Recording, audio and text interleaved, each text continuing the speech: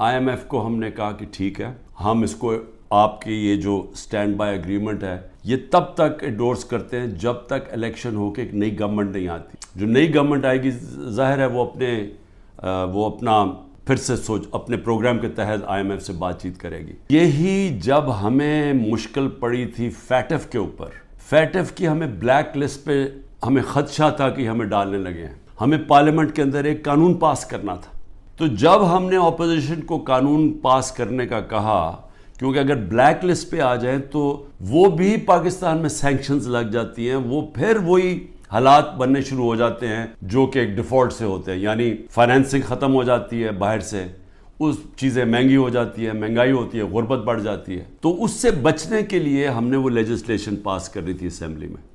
تو جب ہم نے یہ PDM کے لوگوں کو کہا کہ یہ ہماری مدد کریں یہ لیجسلیشن پاس کرنے میں، تو انہوں نے آگے سے کہا کہ پہلے ہمیں NRO دو، نیب کے اندر چینجز لے کے آؤ، جو ہمارے اوپر پہلے ان کے دور کے جو کرپشن کے کیسز تھے وہ معاف کرو، اور اگر وہ آپ نہیں کریں گے تو ہم آپ کے ساتھ نہیں دیں گے. اور ہم نے وہ NRO نہیں دیا، انہوں نے ساتھ نہیں دیا. اس کے باوجود ہم نے پھر وہ، اللہ کا کرم ہے کہ ہم وہ لیجسلیشن پاس کر گئے، اور آج جو فیٹ سے نکلے ہیں وہ بہت بڑی چیز تھی، وہ جو ہم نے قانون پاس کیا تھا.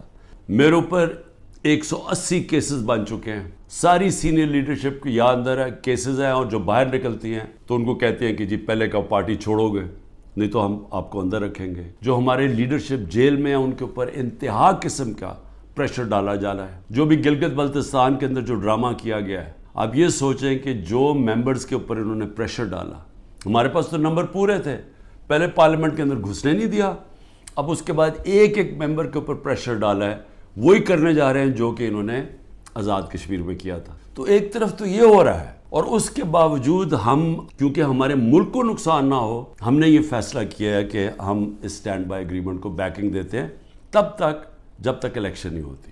میں نے IMF کے جو امریکہ سے جو ہیڈ تھے ان سے جو میں بات کر رہا تھا، ان کو میں نے ایک چیز سمجھائی کہ میں نے کہا جب تک اس ملک میں پولیٹیکل سٹیبلٹی نہیں آتی، سیاسی استحکام نہیں آتا، تو یہ جو جس طرح یہ ملک چل رہا ہے، یہ اب تھوڑی دیر اگر آپ 3 ارب دے بھی دیں گے اور 3 ارب ڈالر کے دینے میں تھوڑے سے اور ڈالرز بھی 5-6 ارب ڈالر اور بھی آ جائیں گے، تو یہ تو کینسر کا علاج ڈسپرن سے ہو رہا ہے. یہ جب سے رجیم چینج ہوا ہے، جب سے ہماری گورنمنٹ گرائی ہے، تب سے کوشش کر رہے ہیں پارٹی کو ختم کرنے کی.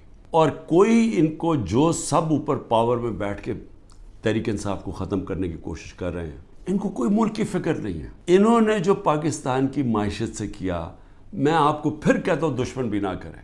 3 ارب ڈالر کا ہمیں مل رہا ہے اس وقت IMF سے سٹینڈ بائی اگریمنٹ میں جو پیسہ آئے گا. 7 ارب ڈالر صرف ایک سال میں پاکستان کو نقصان ہوا ہے ایکسپورٹس کی کمی میں اور ریمیٹنسز کی کمی میں. ہم نے IMF کو بھی سمجھایا، میں نے اس کو سمجھایا، میں نے کہا دیکھو جب تک فری اینڈ فیئر الیکشنز نہیں ہوں گے یہ ملک اب یہاں سیاسی استحکام نہیں آئے گا اور اکانومی ٹھیک نہیں ہونے لگی. لیکن بدقسمتی کیا ہے کہ حکومت دوسری، یہ جو پالیسیز ہیں جو پاور میں بیٹھے ہیں وہ دوسری طرف جا رہے ہیں. بجائے صاف اور شفاف الیکشن کروا کے ایک سیاسی استحکام آئے، ایک ایسی حکومت آئے جو پبلک کی ووٹ سے آئے، پبلک کے مینڈیٹ سے آئے، 5 سال کے لیے آئے، وہ پھر مشکل فیصلے کرے. مشکل فیصلے کا مطلب اصلاحات کرے. ہم نے IMF کو یہ بھی کہا کہ اس وقت ہمارا جو کمزور طبقہ ہے شدید مشکلات میں ہے، اور اس وقت یہ جو پروگرام آپ دیں اس کے اندر ان کا خاص دھیان رکھا جائے. صحت کارڈ کو کئی کی جگہ ختم کیا جا رہا ہے. یہ اتنی بڑی نعمت ہے غریب لوگوں کے لیے، مڈل کلاسز کے لیے، سفید پوش کے لیے، کہ اتنی مہنگائی کے اندر کم از کم ان کا علاج وہ جائیں تو کم از کم وہ جو ہمارا صحت کارڈ کہ 10 لاکھ روپے تک ان کو کسی بھی ہسپتال میں علاج ملنا چاہیے، اس کو رول بیک کیا جا رہا ہے. اور دوسری چیز ٹارگٹ سبسڈی جو ہم لانے لگے تھے، کہ بجائے آپ سبسڈائز ایسے کریں کہ پٹرول وہ عمران خان بھی اتنی قیمت کا خریدے اور ایک بیچارہ غریب آدمی بھی اتنے خریدے یا رکشہ والا بھی، ایسا نہیں ہونا چاہیے. ٹارگٹ سبسڈی ہونی چاہیے. یاد رکھیں کہ اگر یہ پولیٹیکل انجینئرنگ کے تحت اسی طرح ایک فراڈلنٹ الیکشن سے، جس طرح کی یہ سندھ میں ابھی الیکشن کرواتے ہیں، اگر اس طرح کے الیکشن سے یہی لوگوں کو واپس لے کے آنا ہے اور ملک کی سب سے بڑی جماعت کو کونے پہ لگانا ہے، ختم کرنے کی جو کوشش کی جا رہی ہے، اس سے سب سے بڑا نقصان پاکستان کی عوام کو ہے، اور 14 مہینے میں جو نقصان ہو چکا ہے یہ مزید اور زیادہ نقصان ہوگا۔ یہ برداشت کر سکتی ہے قوم یا نہیں؟ میرے خیال میں یہ نہیں کر سکتی۔ بسم اللہ الرحمن الرحیم۔ پاکستان کو 70 سال کے بعد قائد اعظم کا جانشین ملا ہے۔ نمبر 1، جس کی نہ زمین باہر ہے، نہ دولت باہر ہے، نہ کوئی کاروبار باہر ہے، نہ وڈیرا ہے، نہ سرمایہ دار ہے، نہ فرقے باز ہے، نہ برادری باز ہے، نہ لسانیت باز ہے۔ عمران خان تیری ہمت کو سلام، تو تھکا نہیں، جھکا نہیں، تو بکا نہیں، تیری ہمت کو سلام۔